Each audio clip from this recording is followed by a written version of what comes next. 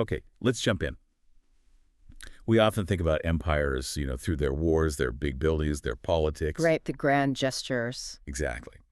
But what if the real key to understanding the Ottoman Empire, all its complexity, was in something, well, something much closer to home? You mean the kitchen? The kitchen, the mutfak. To really get the culture, the class system, the sheer power of the Sultan, you just have to look at what they were eating. It's an incredible way to look at it, and the sources we're diving into today make this one central point.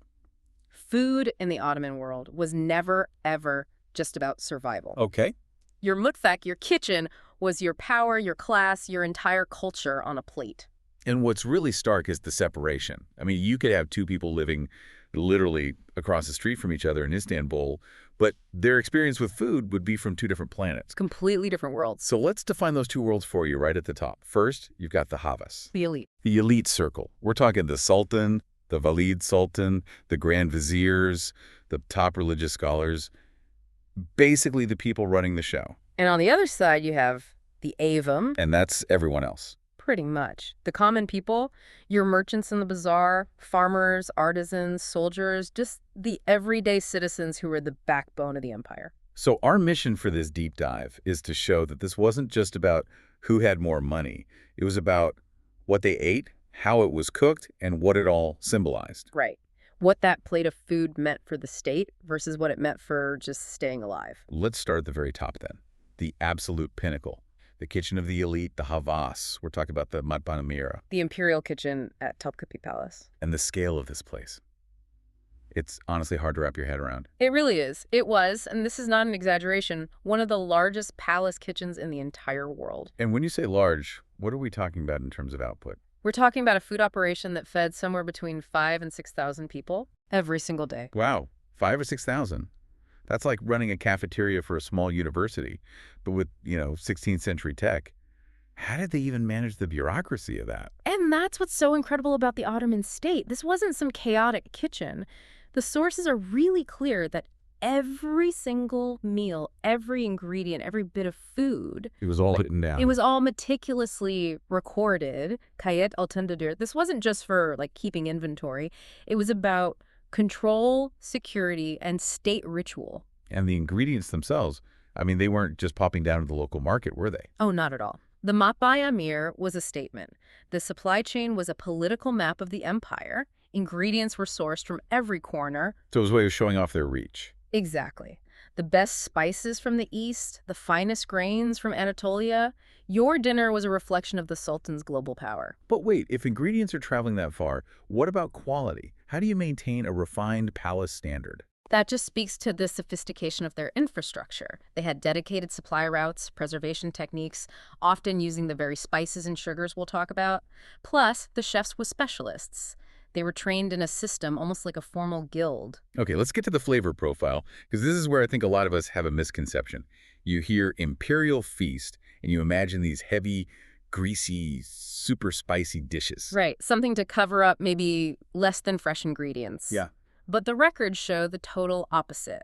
The Havas flavor was known for being refined, elegant, and above all, balanced. Balanced how? The signature of the classic palace kitchen was this incredible balance of savory meat with sweet and sour notes, often in the same dish. That's really modern sounding. Tell me about meats. What were they choosing? Well, the choice of meat was itself a status symbol. The absolute most prized protein was lamb or kuzu. Good. They also ate specialty meats like kiddo-lac and game birds like pigeon and partridge. What about beef? Surprisingly rare in the palace. Why is that? A few reasons. Lamb was seen as more prestigious, and it was logistically easier to manage huge flocks for the palace's needs. And of course, just to be clear for everyone, there was absolutely no pork. Domos is completely absent from the records. Let's get into those signature dishes, the ones with that sweet and sour balance you mentioned. Okay, a perfect example is a dish called mutankana.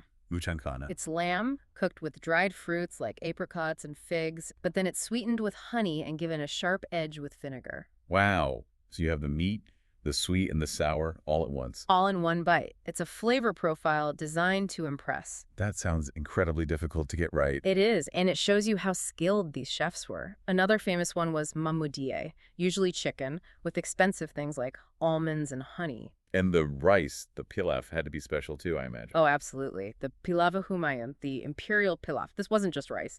It was loaded with expensive imported ingredients. Saffron for that amazing color and aroma, almonds, tiny currants called kusuzumu. Every single spoonful was a statement of wealth. And speaking of wealth, that brings us to dessert. The ultimate statement. Sugar was incredibly expensive, a heavily taxed import. So to eat sweets was the clearest sign you were part of the elite. What was the signature dessert? The palace was famous for zerde. It's a rice pudding, but what made it special was the intense color and flavor from saffron, which was worth more than gold. And then there's baklava. It seems to have a special role beyond just being a dessert. It really does. Baklava was more than a sweet. The records show it was a symbol of state power. How so? It was tied to a specific military ceremony, the baklava alaya, the baklava procession. A procession for a pastry. It sounds strange, right?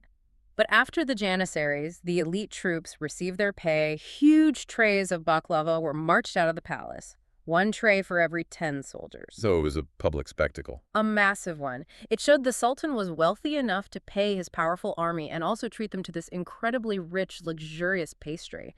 It was basically propaganda you could eat. Yeah, it completely changes how you see it. Yeah. Before we move on, what were they drinking? Mostly sherbets made from expensive things like rose water. Also boza, which is a fermented grain drink, and Iran. Wine was very limited, very specialized. It was all part of that culture of refinement. Okay, so we've seen the power, the wealth, the sheer symbolism in every dish served at the palace. Now, let's cross the street. How different was it for the Avam, for everyone else? The difference is, it's shocking. If the palace was about showing off, the Avon kitchen was about one thing and one thing only. Survival. Survival and extreme frugality. The word they use is kanat karlik. What were the main characteristics of that kind of cooking? It was all about using minimal ingredients to get the maximum effect. The goal was dishes that would keep you full for a long time. Seasonality wasn't a choice, it was reality, and absolutely zero waste. Zero waste wasn't a trend, it was a necessity. An absolute economic necessity. Every last scrap was used for the next meal. And the foundation of that diet had to be grains. Let's talk about bread. Ekmek. Bread. It was the bedrock of society. The sources actually call it the most sacred food. Wasting bread was a serious offense. It wasn't just calories, it was a divine gift. And besides bread, what other staples kept the empire running? Things like bulgur, lentils, chickpeas, onions, yogurt. But maybe the most ingenious food of all was tarhana. Tarhana, it's the soup base. Right. It's this fermented mix of yogurt and grain that's dried into a powder. It lasts forever, it's packed with nutrients, and it gets people through the winter. It is pure ingenuity, born from scarcity. Which brings us to meat. We know the Havas ate lamb every day. What about the common person? For them, meat was a luxury. Full stop. Not even weekly. No, not even weekly for most people. The records suggest it was consumed maybe a few times a month, if that. Meat was for special occasions, holidays like Bayram, a wedding. So a big feast wasn't just a party. It was a crucial nutritional event, a chance to build up your strength. Exactly. It tied the community's rituals directly to their physical well-being. On a normal day, you were eating hearty but simple food, vegetable stews or yani, green dishes like kiskek, and of course, tarhana soup. And a lot of yogurt-based meals to get that protein in. Yes, yusurtlu yemekler were critical. On the sweets. The contrast must have been just as stark. It was the ultimate class divide. The Avam didn't have access to expensive sugar. Their sweetness came from simple local sources. Like what? The big one was pekmez, which is grape molasses, cheap and available. They'd also have simple helva or a dried fruit compote called hushaf, where the sweetness is just from the fruit itself. So you compare a bowl of molasses-sweetened mush to a saffron-infused zerde. And right there, you understand the entire social order. Okay, let's just lay out that great divide one more time. The Havas versus the Avam. For the havas, you have daily meat, complex and balanced spices, luxury ingredients like sugar and saffron. Food was ritual, it was presentation. It was a symbol of power. A symbol of infinite resources. For the Avam, the diet was grain-heavy. Meat was a rare luxury. Flavors were simple, seasonal, and functional. The food was about survival, about filling your stomach and getting through the day. And we have to circle back to that misconception about court cuisine. Because it's so important. The records prove again and again it was not overly heavy, greasy, or just drenched in spice. It's a strange idea to get stuck in our heads, though. Why would they hold back if they had access to every spice imaginable? Because the goal was refinement. The word is ins and function. They used spices, yes, but often for their practical benefits. What do you mean? Spice was also medicine. It was a digestive aid. And critically, it was a preservative. When you're feeding 5,000 people, food safety is a state-level concern. That kind of careful, functional use of spice just proves the level of expertise they had. It really does. And this incredible detail, this isn't just guesswork, is it? We know this from solid historical sources. That's the best part of this. We're not just interpreting paintings. We have first-hand accounts like Evliya Çelebi's Seyahatname, his travelogue, but even better, we have the palace's own records. The Matbah-ı Exactly. The kitchen account books from Topkapı Palace. They are so detailed they list which meals were cooked for whom on what specific day.